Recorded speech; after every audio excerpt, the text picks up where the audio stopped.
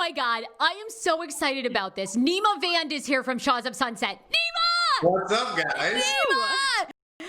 Okay, we love the show. We're obsessed with you. And I was telling AJ, actually, I think you were kind of the runaway storyline this season. Yeah, I think that you, obviously the main thing that really got a lot of traction, and I think deservedly so, is what went down with Reza and MJ and the continuation of their friendship. But a lot of stuff happened in my life, and my MO is to just share my life very openly on Shahs. I don't try to flex or present a version of me that's not real. So like nothing really embarrasses me. It's actually very weirdly therapeutic, Shahs and the whole Bravo experience, because I think when you like put it out there, you kind of take away any of the power that it might have had over you. So okay, that's actually a really amazing way to look at reality TV, because a lot of people end up saying they feel like reality TV destroys their life, but you find it therapeutic. So that's a great question. You know, all of the people that I know in reality TV, obviously a lot of my fellow Bravo labs, and then some folks on Netflix, were really people that I looked up to and really approach it very authentically. Like, for example, Maris, MJ, is like a perfect example. Like, really what you see is what you get. And I think that as long as you go about it that way, and I personally really check myself constantly. Like, I have never thought I was better than anyone. I don't think that I'm in any way superior to anyone around me. So I guess that has helped me sort of normalize through the experience. And that's why, like, my friends that I was friends with before are like, you're the exact same. Like, nothing has changed. So that's helped me stay normal. Wow. Okay. Yeah, that is amazing, because I feel like, on reality TV, like, it can easily, your storyline can become something that isn't even you. Yeah, I mean, I got to give Bravo some credit. Like, they're super committed to authenticity. Like, they really check in with what's going on in your life. They ask you organically what's happening, and then they want to capture that. So it's never like the network calling and saying, this season you're going to do that. Like, that's just complete nonsense. For example, my first company that I ever started, like the company that took me out of corporate America, is like my child, my baby. It's not going to survive the pandemic. If and when another season occurs, like, I would share that very openly. There's no ego for me in that. And like, that's not something that Bravo would fabricate. I would just bring it up and share it. And like, I'm not like embarrassed that my company is going under. It's just what's happening in the world right now. So that's how they stay so authentic to who you are. Damn. Okay. I love that. I said this before when I don't think we were recording, but I'm just going to say it again. I am like so blown away by this professional setup we have going on here. Like, I really like the mics, the set. Like, Andrea's got the arm, and it's got like the foam behind. I'm like, this is like the bathroom in my hotel in New York City, by the way. So the door looks great, good though. Yeah, the door looks great, and we're gonna get into why you're in New York, because you've got a lot of life changes happening right now. Yes. The AC unit looks amazing. But thank you. No, actually, I think this is the closet. Shall we look? Yeah, what's in your loo? Okay.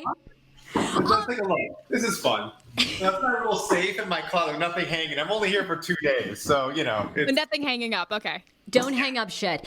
Oh, look, we were wondering this. We were thinking back. How did you get cast initially on the show? We couldn't remember. Who were you friends with? How did that come about? It was my sister. When Mike was trying to get at my sister, you know. And no shade to Mike, because actually Mike has become like one of my closest friends. Like, I love the guy.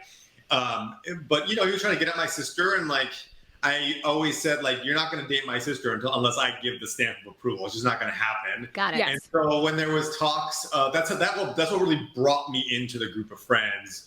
And then you just kind of like form your own friendships that way. So I got connected to the Shahs group through my sister Mona. Okay, but then they obviously end up deciding they want you on the show more than your sister, right? Because we end up seeing, I mean, how did that go with your sister? I can't speak for the network. All I can say is that, you know, I think when you try to like make out with someone that's not your girlfriend on the first day of filming, it's like, that was great. That was a bad life decision. I don't know. I think it organically fits my personality better than Mona. Mona is really successful. She's a crazy successful YouTuber. has built this like whole online brand. I mean, like major brands, and I'm talking like major brands are coming to her now to film with her.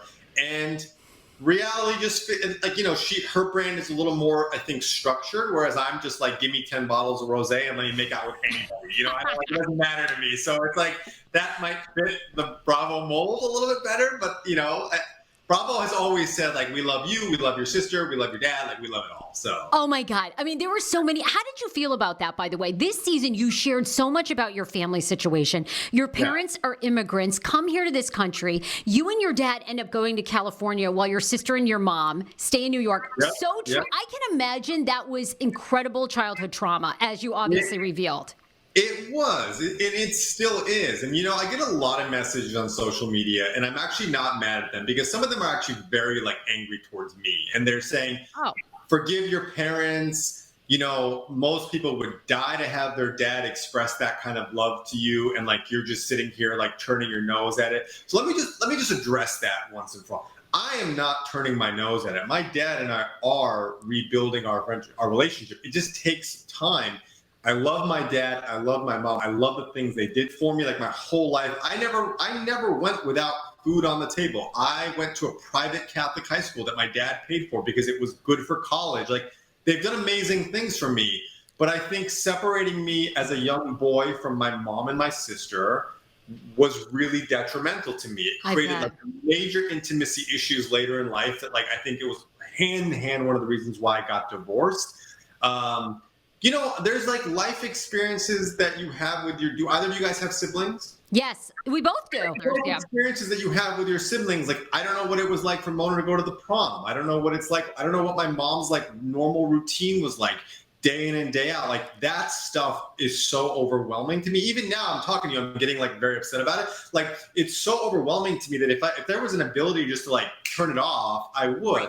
So I go to therapy for it. I'm working really, like, my dad and I are working towards a better relationship.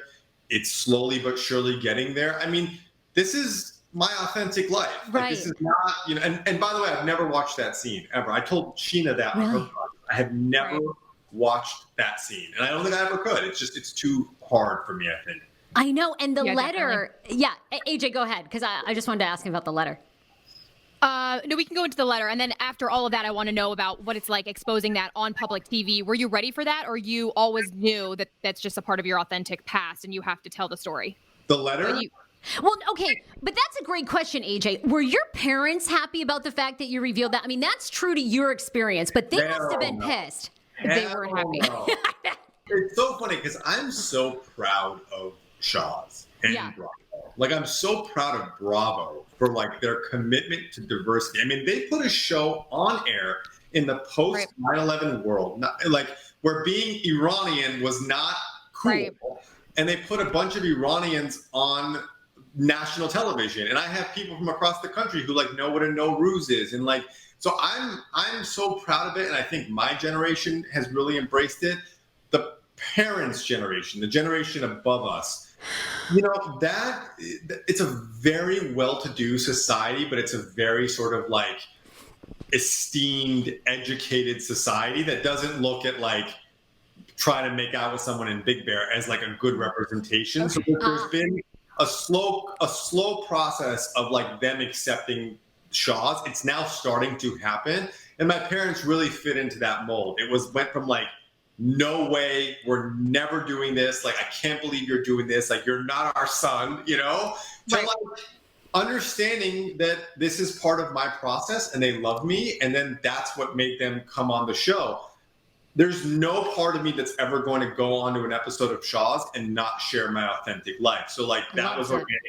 Listen, it was not a good look for me to say that I had not read my mom's letter for 2 years. Like, I was cringing as I was saying it, but that's the truth. And like, you know, there's no ego in that for me. You know what, Nema? I feel like that comes across so much for you on the show because it's so weird. When I watched, I thought, oh my God, this is like, because we talk about this a lot on the podcast, that a lot of reality shows have gotten away from reality. And I'm like, holy shit, there was a moment where like, you can see how long-term traumatic it was. And I can imagine you weren't ready to hear what, you know, your mom had in that letter.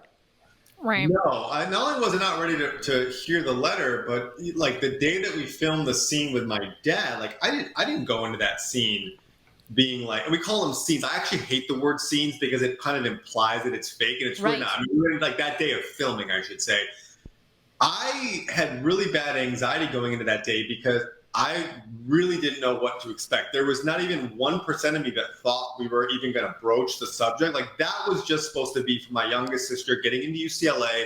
We were super proud of her, and Mona and I got her a laptop, and that was the day. Like that was what we were going to do. And when it pours out of you, it just does. And so, yeah, like it's real and it's vulnerable and it's authentic. And I think that the more you embrace it, the more you can actually navigate reality TV life and be fine. So amazing. I can't even believe anyone would criticize you. It's like that was like the realest reality moment there's been in a hot second. I just got a message the other day and someone was like, "You're such a crybaby bitch. Like you didn't read your mom's letter for 2 years." Like, you know, and I actually like normally I sometimes I'll like get my blood pressure going, but I actually wrote back to her and I was just like, "Hey dude, like that's your opinion. Super cool. Like, you know, that's my journey, not yours, and God bless." And that's how you have to look at it, because if you get caught up in the weeds, also this is your experience, your journey. No one ever went through your childhood. Oh my God. And I would say 98.5% of my comments on social media are positive, loving. The other 1.5% about my teeth, you know, and then like there's like a sliver in there about people talking shit. So, you know, my odds are pretty good, I think. You know what else I feel like you guys are broaching the way is like straight dudes and plastic surgery. I love that you and Mike will go to a Botox party, and then obviously you're got a nose job. You guys tell? What? You got a nose job? You can't even tell, can you? Stop. No. Turn to the side. Doctor do you go to? It's still really swollen, and the reason I got a nose job, and this goes back to what you're talking about. I had a little bit of a hump on my nose, my side profile here. Me too. And I couldn't breathe. And I went to a surgeon in LA who is a buddy of mine. He works at UCLA. And that matters because UCLA is not like a Beverly Hills office. This is like a facility that's like one of the best plastic surgery places in the world. And he's like the GOAT at this. And he was like, male ethnic rhinos, you still want to look like you. I've had friends that I've sat in New York across dinner to, didn't even know I had a nose job. Damn. Oh my God. It looks. He's the GOAT, dude. Like, honestly, I still look 100% like myself. It's weird because when I look at myself, I can see a difference. But like the guy that I had lunch with a couple days ago in New York City, I've known him since we were 13 years old. And I was like, dude, do you notice it? He was like, no. Like, absolutely did not even recognize it at all. So. Okay, we got to go to that doctor. Or is there anything off limits for you, or anything you still want to get done? Yeah, what's next for the plastic surgery? That's a great question. I'm actually really glad you asked it. It's very easy to cue the body dysmorphia comments, you know? Yep. So I got my veneers because when I was 14, I had something hit my mouth, and I had a discolored tooth really bad. And there was nothing that I could do about it. So when I got money, when I was financially successful, I got veneers. And then the nose was the only other thing that bothered me. There's nothing else I would ever do. I mean, there's a lot of like imperfections going on up in this. We hear ya. We hear ya. Yeah, I'm like, let's just roll with it. And even something like Botox. I mean, Andy Cohen, who, by the way, is a fucking gem of a human being, you know? He is like famously anti-Botox. He's like, men should have wrinkles. It's like authentic. It's like rugged. And I'm like, that's completely I get it in my forehead. Like, I don't care. Like, I can respect the differences, but no, there's not going to be like, I'm not going to show up next, like if there was a next season, show up with like 4 arms or like, you know what I mean? Like crazy. Yeah. It's not going to happen. Okay, well, we're ready to get facelifts with you. I mean, I would go full. When we get to Hollywood, we want the teeth. I mean, the teeth look amazing. Okay. By the way, teeth are not this. They look really white even now. Anytime I'm in like light, they look bright. So when you're doing an interview and there's a light coming at you, they look like Ross from Friends. But when I did Sheena's podcast this last time, she actually even said, she was like, dude, your teeth look normal. And I was like, I know, because in person they look normal, but when you add a camera light, they look fucking ridiculous. They're like, yeah. Damn, you got Tic Tacs in there. Yes, I think they look great. I think they look fantastic. They look amazing. The Hollywood chiclet teeth, they look so good. How much is a full set of veneers, by the way? Are we talking like 40,000, 50,000? If you do a full set, it's basically for like a professional job where you don't want to do like the average for a really high end set of veneers is about $1,200 a tooth. So Okay. do the math on that. I'm sorry. How many teeth do we normally have? Like, I took out my molars, so minus I 4. think you had like 24, 26 of them. And then you got to go through the shaving down, right? They got to shave it down. Shave your teeth down. Adding up. Where's my calculator? And then there are other doctors like Dr. Appa who does like a lot of the majors. Like he's like in, it can really go up to like crazy level. Oh my God. Nema, we got to get to the show and talk about there was lots of good drama. Obviously the reunions, part 1 and part 2 just aired. So tell us this, where MJ and Reza were the ongoing and are big themes of the show. Are those two speaking? I have no idea. I cannot speak for their friendship. All I can tell you, and that's not me trying to dodge the issue. Like it's not my relationship to speak on. All I can tell you, and I said this to MJ when she did my podcast, I said, there's so much love between them that I think that like there's a lot of hurt, there's a lot of love. I haven't asked her. All I can do is hope that their relationship can mend long term for both of them, honestly. Well, and how do you feel though about Reza? I mean, Reza continues to have a lot of stories and blogs written about, like, the abortion comment. That's still, and a lot. I didn't even know that. I didn't know that. Well, a lot of people feel it's hurt him as a person and a brand because it was so hurtful. I will only speak about my personal relationship with Reza. We're just not in a very good place, honestly, right now. Mm-hmm. But I have a lot of love for the guy. I don't fully understand how we got to this point. Maybe we can recover, but we're just not in a very good place, me and him. And what about with Gigi at the reunion? Obviously you guys have had some sexual tension over the years. You had a makeup, but then she seems to wait, I'm lost. How did your relationship get broken down? I know this sounds like a cop-out. I have no idea. We've never had a falling out or anything. Golnesa made her feelings very known at the reunion and these infamous crop jobs on her Instagram, like me getting cut out of cast photos. All I will say is, like, as a man, you don't ever win when you disrespect a woman. Like, there's no win in that. And so for me to be able to go out and be like, well, fuck you. Like, there's just not going to happen. Like, I respect her as a woman. Like, I respect my mom and my sister. And so, similar to Reza, like it's a bit of a challenging spot, and I'm hoping that we can push through it. Yeah, absolutely. Okay, love that outlook. I wanted to ask you what kind of weed Gigi was smoking, because the whole reunion, her eyes were just like. Yeah, she looked super. I will say, Golnesa has the best weed. She has the best weed. She really does. She went back when she was smoking before the pregnancy. She has the best weed. She had her own Musa brand. And it's like when you smoke with Snoop Dogg, like you just expect it to be good. And like when I smoke with Golnesa, in the few times that I have, like I just like the expectation is here, and she delivers. So. Oh my! And that was such a great moment in the show's history too, when you tried to help her launch that weed thing, and she was high at the conference you'd set up for her and couldn't get 3 words out, and you were like, well, "I guess we're not going into business." Let me be very clear. Woodstock is 100% her company. I do not want to take any credit for it. That's the same thing I would do for like Andrea. If you're like, hey, I want to do this thing, can I help you? It was like more I would never want to take credit for it. And I think there's something kind of endearing about someone who's launching a weed company being high. Like it's great branding. You know what I mean? So, True. Yeah. So it's her thing, and I was happy to do it. Okay, Nema, I have a question because I was obsessed with this part of the show this season, but it didn't go much further than this. So, of course, Sarah, who is a character that floats in and out, right?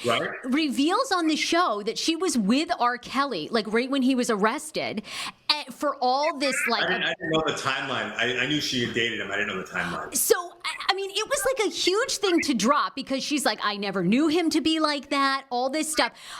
Why did that not get explored any further on the show? Because it's like a huge thing. You're like, what? This is my opinion only. I think it's very similar to like the situation with my dad, right? Like no one put a gun to my head and said, you have to share this. I chose to share it. And Sarah chose to share a sliver of that, right? Where they talked about the fact that that was her ex and that was it. That's her decision. Bravo's not going to force her hand. And I don't know if there was another reason as to why she didn't share it, but yeah, I mean, and to be perfectly honest with you, I've actually never had any real substantive conversations with her because it's one of those things that's so touchy that you're not going to be like, hey, that salad's good. So by the way, you're fucking R. Kelly, right? Like, it's like, to me, it's like, if you bring it up to me, like, we'll talk about it, and she never has, and so I've never brought it up. God, Nema, you are so good. I mean, that would have been the first thing. When she dropped that, I would have called her up the next day and been like, give me all the scoop. I mean, that was like... I didn't have the equity in her life yet to be able to, like, it goes back to, like, respecting women, right? Like, to me, that's like a boundary thing. Like, she's a woman, she deserves respect. I wasn't going to be like, hey, let me just like talk about something deeply personal that you haven't even like dived into with us yet. It's just not what I would do. So to answer your question succinctly, the decision to talk about him to whatever extent is unilaterally her decision. Right. It's not mine or anybody else's. I know that part was just like, you'd have to bring her on and ask her, and I'd actually be curious to see what her response was. So okay, you hook us up with her. Yeah. Oh my God. I mean, look, I will just keep DMing her on IG because I am obsessed with that story. I'm like, girl, what? Anyway. So, okay, you and Mike are really good. You guys are in a good place and remain friends. How do we feel about Mike's, I love over the years, he's obviously been very transparent about his highs and lows in relationships. And with Jessica, he obviously cheated on her. Everybody knows that sort of story. Jessica predated me, by the way. I never met Jessica. Yeah, I wondered that. You guys never met. No. So the woman he's with now, who he seems very in love with, all in, how do you think that is going to continue to be a successful relationship? I do, and that's less to do about Paulina, who I love. Paulina is like very, very sweet and kind-hearted, and like we've actually established a really good friendship, between the two of us. She's just the best. She's like an amazing, sweet, kind soul. But the reason I think it's going to last is not because of my positive feelings towards Paulina. It's because of the impact Paulina has had on Mike. It is profound. Now, keep in mind, I have not known Mike as long as like MJ or Reza or Gigi has. But the difference, like pre-Paulina and post, like Mike is just softer now. Like he's got this like soft, like he'll call me up when I'm flying off the handle and be like, listen, man, you need to like leave with, like the other day he sent me something. He kind of like annoyed me about something. And pre-Paulina Mike would have like come at me and we would have blown up. And he wrote me this message. He's going to kill me for sure. He was like, you're a friend with me. I can always tell. You know what I mean? And like, he's such a sweet guy. And like, he pours out love for her. And like the way he's embraced, like, her children. I mean, it's real. So anybody who can do that for him, like, I'm so happy for him. And like, I just think that they're going to be like, they're going to be one of those love stories that you just see for like 50 years. Oh, you know what? It's great to hear that, right? Because obviously we've seen all of his stuff play out over the years, And I think, he even said it this season, like a lot of people didn't have faith in his business choices and his relationships. So, yeah, you guys really do. It's a great show. Mike and I have really bonded because we both have very successful, overachieving younger siblings. And in the Persian, so I have Mona and even Sarah, and he has David and Jonathan. And in the Persian community, like the top, the head sibling should be like the alpha that like leads everything. So we've really bonded in terms of like being a bit of late bloomers, like finding success where we are now. And that certainly applies to like his relationship as well. Like Mike is honestly like he's in full bloom right now, and it's amazing to watch. Oh, okay. Yeah. Well, that's great. Do you guys also bond about the divorce thing? Because I know he went through a really difficult divorce, you as well. But now you got married when you were really young. So, it's funny. It doesn't come up a lot. I don't, and just because I don't really need any advice on it, like I know my divorce and our situations were very, very different, but we certainly have bonded about the fact that like there's trauma that goes through a divorce, and what that experience was like. But we bond more about current relationship stuff. Like Mike is like really into, like Paulina sent me the nicest fucking message the other day. And this really speaks to Paulina.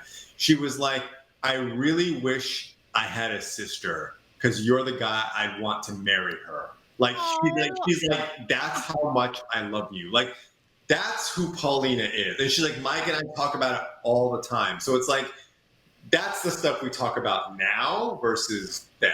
You know, we don't like focus on the past. The past is the past. And honestly, like, I have no interest in shitting on my ex-wife. Like, it didn't work out.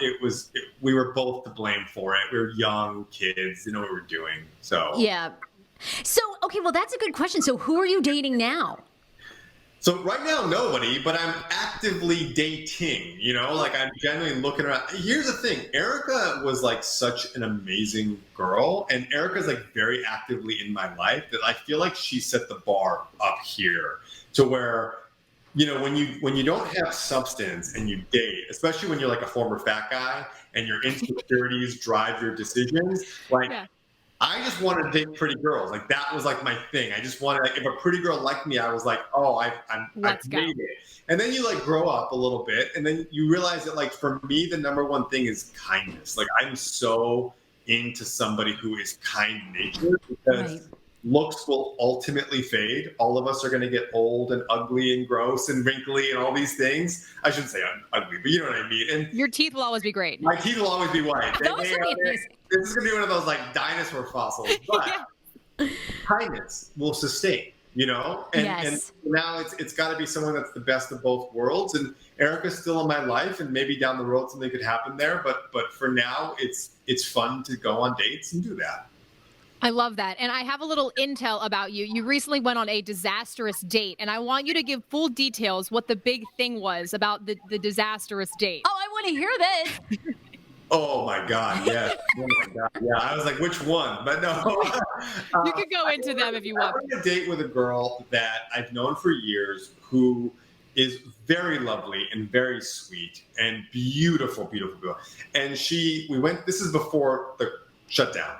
And we went to a restaurant, and she was very loud. She was noticeably loud, like very, very, very loud, which whatever, God bless, because I can be loud. And I should have seen that as a red flag, because as the date progressed, she started to get really drunk, like noticeably drunk, and then kind of told me this story about how like things aren't going good at work, which I want to be totally empathetic to that. I'm trying to be like the best conversationalist that I can be. And then like she started crying because the booze kicked in, and she's crying about the date. And the waiter thinks I've made her cry. Like, so he's like giving me the look like, who's this asshole that's making her? And I'm like, I'm just trying to eat my sushi. I don't know what's happening. And it was like, and then like it was like the mascara tried to kiss me, and I was like, oh my God, I can't. So I just like, I respectfully ended the dinner, got her in a black card, got her home safe, and it was like, let's just be friends, you know? By the way, let's just be friends is some energy that more guys need to embrace, because if you really just like go into dates and not have a lot of expectations and pressure, not only do I find that it makes you more attractive to the person that you're with, but it really sets up like a very fun, like I go into every date with the baseline expectation that I'm going to come out of it with a friendship. And then if something more happens, like cool. If it doesn't, it doesn't. Like I don't force it or try to like sweat it in any capacity.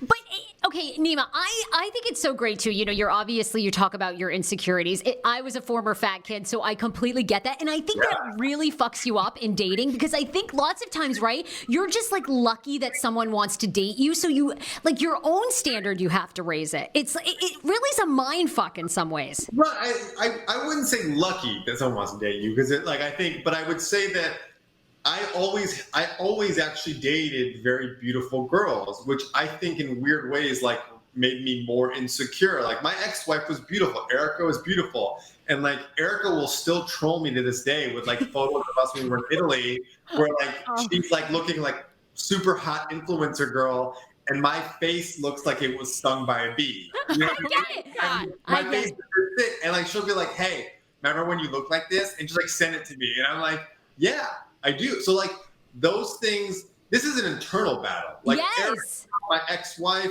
these people never made me feel bad. In fact, Erica loved me when I was chubby. You know what I mean? Like, So this was all internal. Like I had to kind of like learn to love yourself. And by the way, you are absolutely, and this is the most important thing I'm going to say about this.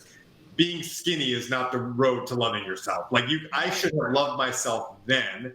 I was just too insecure at the time to understand that. I associated being skinny as loving myself. Totally. And that was wrong. And isn't that what happens? I mean, so many people end up doing that. They lose weight and then gain it back when they realize life still happens to you thin. You feel lighter. You might appear to look better, but all of life still happens, no matter the size on the scale. Yeah. Again, I think that's one of the reasons why I've managed to keep the weight off was because I did it for purposes of like my own self-esteem. And now you get into a rhythm of it being associated with like your healthy life. I never fad dieted ever. I ate what I wanted. I worked out. I ate clean. But if I wanted a piece of pizza, I had a piece of pizza.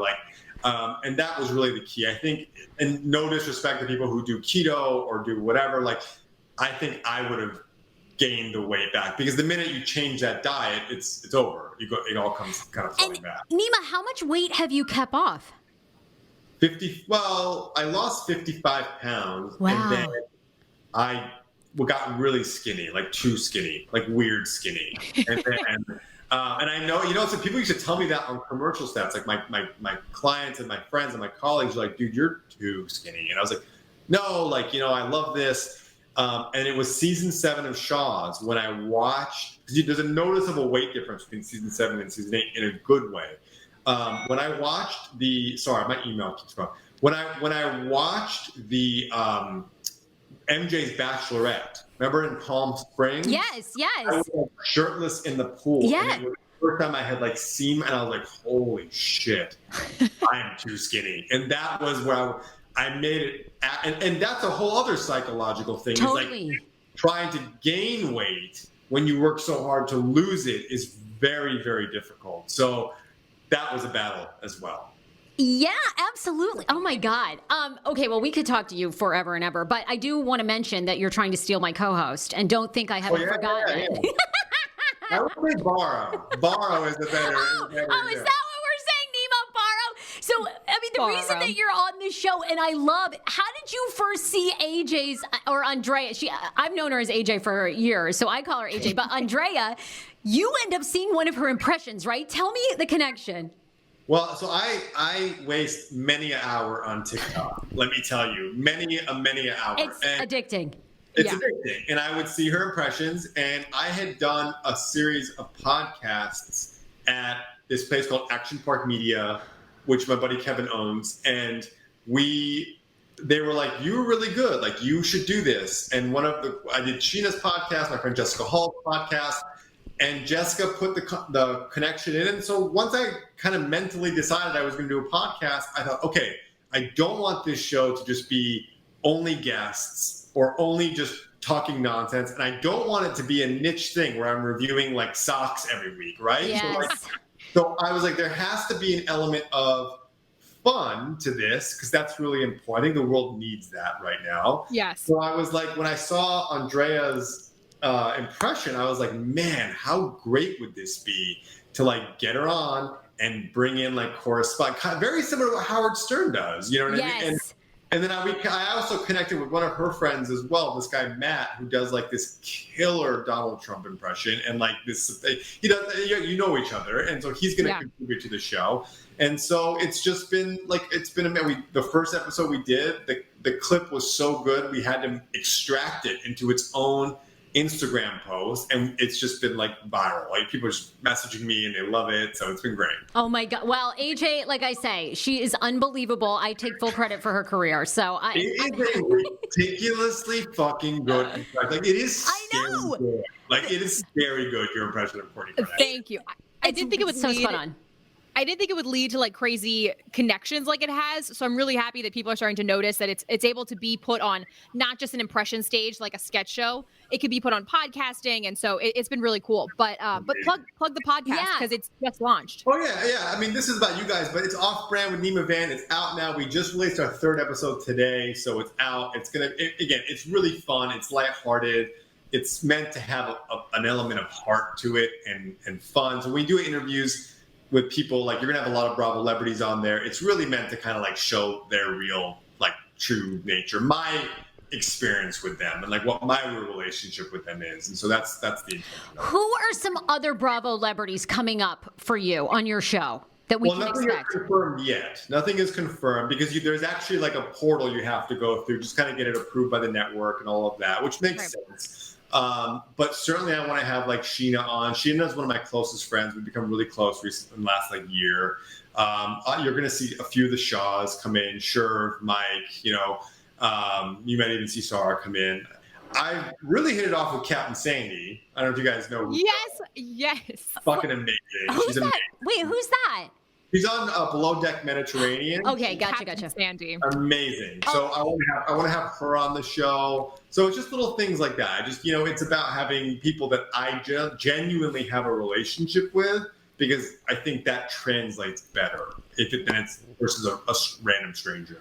You own your own casting agency. You probably worked with a lot of celebrities. What's one of your most famous celeb encounters or best celebrity conversation that you can remember? Well, one story I've never told, and I'm hoping that I'm not going down like a pipeline of this. But I felt like there was a moment, and I could be wrong. This is subjective. So let me be very clear about this. This is subjective. This is me interpreting this.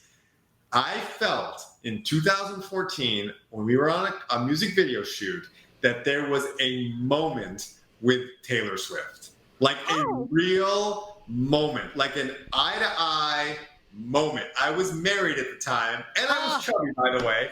And I felt like there was, and it's always been in the back of my mind. And, normally with like celebrities, when they're not shooting, they get whisked away. Yes. And in this particular video, we had her fans on stage, and I was just kind of like prepping her fans on what to expect. Like, her camp is super amazing with her fans. They're super invested. And after the little moment, like she came up and introduced herself to me, which I thought was a continuation of that moment. But I was like, what the hell is happening here? So it's a story that I'm going to share in detail on my podcast, but so I don't get sued or anything. Like, this was my interpretation of this. This is not like, I don't think, she want to rip my clothes off. Not at all. But yeah. Oh my God. Okay, obsessed. You had eye sex with Taylor Swift. Nema, you're amazing. That's what's tomorrow, Nema Vand has sex with in 2004. Fat Nema Vand has sex with Taylor Swift in 2014. Taylor Swift loves that guy. It's good. This is what happens. So this is what happens. It snowballs. Oh literally, it's so ridiculous. So yeah, when I tell it we'll tell it authentically. Of course. Nema, at this stage, I imagine with like a show like Shahs, it's just automatic that you're going to get another season, right? The network will, if and when they decide to do a next season, that's the network's decision. Who comes back is a network's decision. Okay. It's really, this is their platform and their show, and so I never go into it with like expectations of like anything. Right. If they do another season and if they ask me back, I would be honored to be a part of it. That's how I kind of look at it. Well, Nema, you've been such a treat. It's like so fun to talk to you about all these things. You are an open book, from your teeth to plastic surgery to Taylor Swift. I mean, what more? We've got it all. I know, right? I love it. AJ, what else? I got only a couple last things. Just like a tidbit. Did you know that you're on WikiFeet? Sarah and I do this fun thing where we find stars on WikiFeet. You're fully aware. I didn't even know what WikiFeet It's is. celebrity. This is gonna be. You and I both have an account, Nema, where our fans have put pictures of our feet. You don't know this about yourself? Have you ever seen WikiFeet? It's called Celeb WikiFeet, and celebrities of all. Holy shit! Yes, and people are obsessed with your feet. I gotta be honest. I have a really good foot. For men, I have really nice feet. Wait, what's your one toe doing there, though? My feet here. Do you notice the arch in my foot? Yes. Fabulous arches. And also, most guys have like disgusting, crusty, gross ass feet. And like, I do the pedicure thing. Mike's also a big pedicure guy. And so I take pride in my feet. Every now and then I'll get a DM from some random person that's like, let me see your feet. And I'm like, no, thank you. But this is a whole different. game. I have no idea. You are All right. on Celebrity Wiki Feet Men, Nema Vand. 4.38. That's not bad. That's good. That's really good. I'm gonna have to go on there and throw some 5 stars in there. Wow, Wow, actually, this is like really wild. How are you only getting 4.38? These feet are these perfect. are perfect. This is like, guys, I love this. You have blown my mind. Oh, no. Can we talk about that photo for a second? You look hot. Yeah, what's going That, on here? Super douchey photo. This is when I was figuring out Instagram and I was doing the looking to nothing pose. Yes, I thought that was cool. It's super embarrassing. Look at your feet. This is amazing. I don't know what, and you have no hair on your toes. How have you managed that? I'm a weirdly not hairy Persian. Oh, I love it. Yeah, you've got no hair. You've got perfect. There's not that much grooming that needs to occur here. I groom, but I don't. It's not like a necessity. It's more of like a choice. Whereas some people are, it's a necessity. It's not You guys, This is amazing. Yeah. If you're not watching the live stream, currently we're showing pictures of Nema Vand's wiki feet, and it's great because a lot of it is just from this one episode where you're taking a karate class. Well, Sherman kicked my ass in a jiu-jitsu class. Oh, Yeah. how did we should have talked more about Sherman. I love him so Doing the much. jiu-jitsu with Sherman was like wrestling a bear. It's just I couldn't move him. I literally. First of all, think of Sherman's perfect manicured facial hair. Yeah, literally. Yeah. Look at that. Okay, and by the way, we're showing pictures on Nema's wiki feed, but this one of Sherman is his eye contact with you is so intense. He is undressing me with his eyes. Yes, yes. Yeah. But I gotta tell you, Sherm is one of my closest friends. I love him to death. He's legitimately a brother to me at this point. Oh, that's awesome. Just the greatest, sweetest guy in the world. He seems like it. He looks like he likes you too. Oh my god. Amazing. He had every wrestling scene up. Okay. Anyway, that was amazing. And then last one of my favorite things you do on your podcast is DM of the day. We wanted to see if you have any DMs. I have one from a listener that loves you, and she's wondering why you don't respond to her DMs. Can you read it to me? Do you have it handy? I have to put you on the spot or anything. Oh, she's got it. While you're looking for it, let me address that. I apologize. I don't mean to not respond. And I say this in the most modest sense. I get a lot of messages. You do your best to try to respond to them, but sometimes they fall through the cracks. So I will certainly do my best to look out for that one and try to respond to it. You really connecting with people who genuinely show interest in your life is one of the coolest parts about being on Shahs. So I bet. I try my best, but it's not always possible. Oh, it totally, I know, it's totally not possible. Hers is totally XXTIMA. So her name is Fatima or Fatima, but it's totally XXTIMA.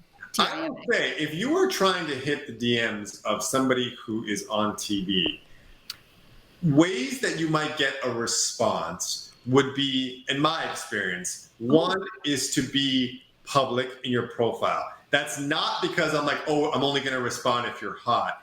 What I mean by that is I need to do a psychopath pass on you. I have to do a full vet to make sure that you're not posting some super weird shit that's going to open the floodgates. Right. Guy or girl. So if you're a dude that loves Shahs, I love it. Where'd you get that sweater from? It's if I need to make sure you're not a serial killer before I respond to that question. So keep it open. And then 2, I think if you generally respond with something that's a little sexual, I generally will not respond to that because I just think it's just too dicey of a thing. So you really have to come sincere and public profile. We'll get a response. Okay, that's good to know. That is good to know. I won't just DM you my phone number. I'll actually say something. Yeah, okay. Wait, was there a full message really, or she just wanted to know why Nema doesn't respond? The first one was that I actually sent to Nema. She's like, I love him and he's in New York right now, AKA an hour from me. He's not answering my DMs. Maybe you could pass along the message. Also, happy birthday, because it was your birthday 2 days ago. That's really sweet.